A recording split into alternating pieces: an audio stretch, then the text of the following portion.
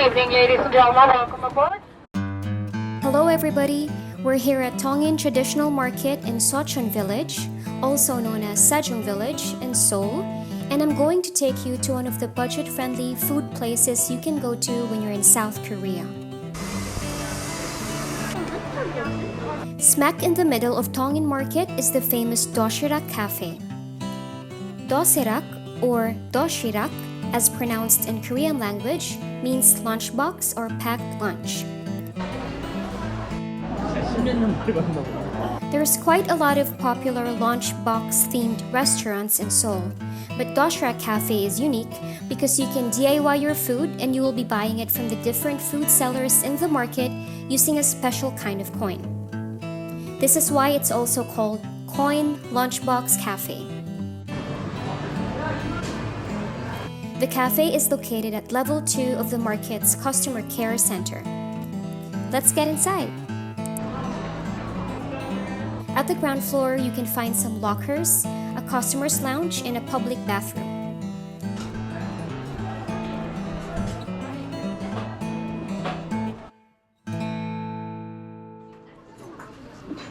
When you've reached the second floor, go straight to this counter, pay the fee, and get your Dosirak tray and the brass coins you'll need to purchase your food. For 10,000 won, you will get a Dosirak tray and 20 brass coins. You can pay via credit card too. So how does this work? Using the brass coins, purchase your food from the Dosirak partner market stalls. Once you've filled up your tray, go back to the cafe to eat. These brass coins are called yeopchon, a type of currency used in Korea from the late 1600s until the Joseon dynasty. These are what you will use to buy food. Each coin is valued at 500 won. Partner stalls of the Dosirak Cafe have a signboard like this, so you'll be able to spot them easily. If it's your first time here, I recommend that you check out all the stalls first to get an idea on the variety of food you can choose from. This stall has my favorites, and their japchae looks really yummy. Japchae is sweet potato starch noodles stir-fried with vegetables and meat.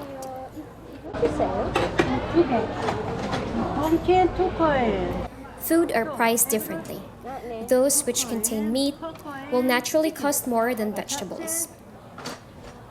At this stall, I've decided to get some japchae, hobakchon or zucchini fritter, and geranmari or egg roll. Total cost is 8 coins.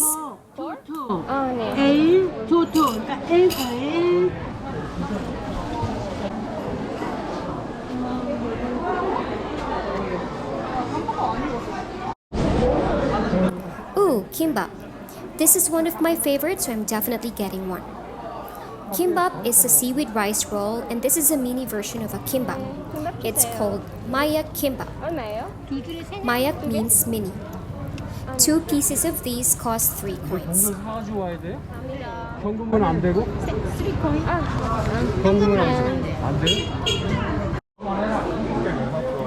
This is Wonjo Halmoni Tteokbokki House, and their specialty is kirum tteokbokki.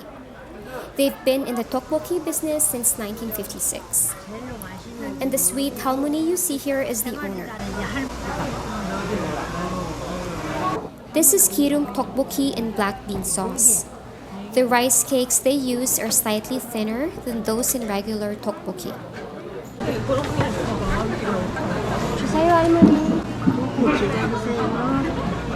This one is stir-fried in chili paste. Honestly, I like this a lot better than the usual saucy tteokbokki.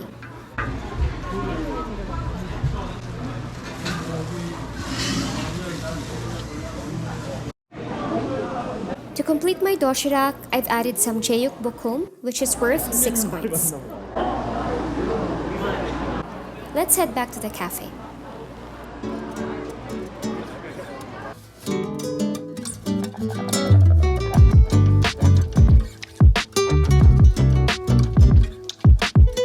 If you have excess coins, you can return it to the counter and they will give you the equivalent won. Rice, drinks, and sometimes soup are available at the cafe. There's also free water and utensils.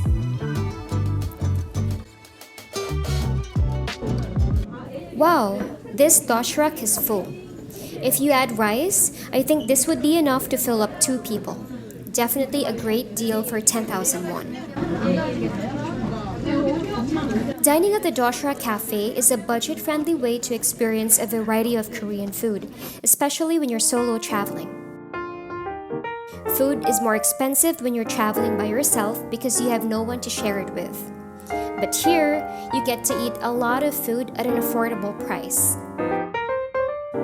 I think the dosrak tray comes with a lid as well, so if you can't finish the food, you can get a lid at the counter and bring it home. Or just bring a reusable container, which is what I always recommend other budget travelers. I'm done and it's time to bus. Utensils and bowls go here. Food waste here. And there's also a place for ice cubes. Let's see more of the market before we go. Compared to bigger traditional markets in Seoul like Namdaemun, Gwangjang Market, or Dongdaemun Market, Tongin Traditional Market is quite small in scale. It was built in 1941 to cater to Japanese residents in the area. Now, the market is home to restaurants and stores that sell a wide variety of goods, from fresh produce, meat, seafood, Korean food, clothing, housewares, and many more. This market is just a walking distance from Gyeongbokgung, so don't miss to add this in your itinerary for when you're planning to visit the palace. Exploring local markets is such a nice cultural experience. It doesn't really cost anything except what you will spend for food. Here, you get to interact with locals and see their daily hustle and bustle. The food is authentic because it's made for the local community. Plus, it's affordable. Perfect for budget travelers like us. We've reached the other end of the market and I hope you enjoyed our tour today. I'll see you in the next video.